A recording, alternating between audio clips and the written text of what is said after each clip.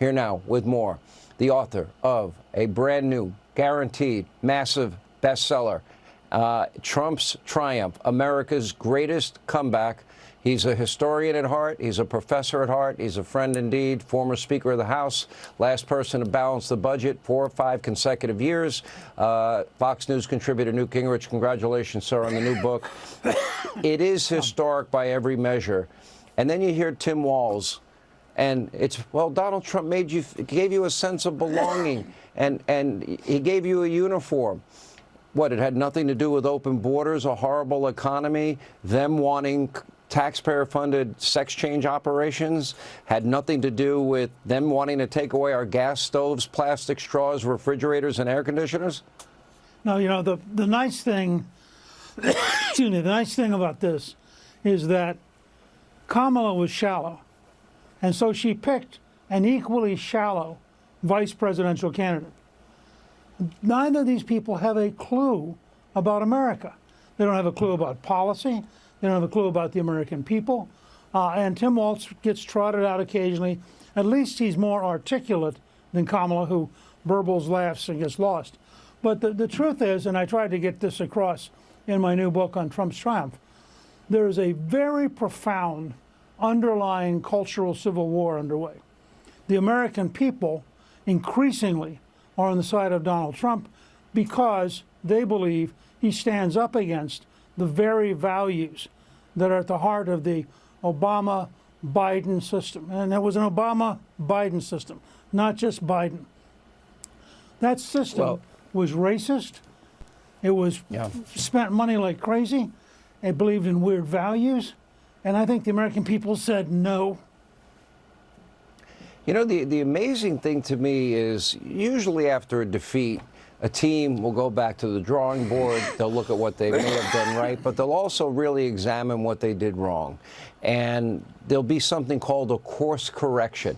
There'll be self-reflection analysis. As a matter of fact, you wrote a book years ago after you left the speakership, Lessons Learned the Hard Way. Very introspective, very reflective. Sure. You admitted mistakes that you thought you had made, and they're not willing to go through that process, obviously, as they now embrace Tim Walz, Grandpa Bernie, AOC, Jasmine Crockett, and the squad.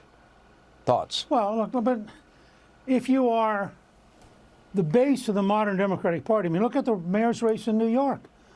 The insurgent younger candidate is literally insane, deeply anti-Jewish, very hateful, hates America, and yet he may well win and become mayor of New York because their party is now off. When you have an almost religious belief system, and I have to say, Nate Silver makes me feel very good because I've thought that there was a large element of craziness in the Democratic Party, and he's now confirming that it's in fact statistically true. And what you have are people, I mean, think about it. You have people who are out of touch with reality. They are. They are. So you're not really having a debate between two realistic systems.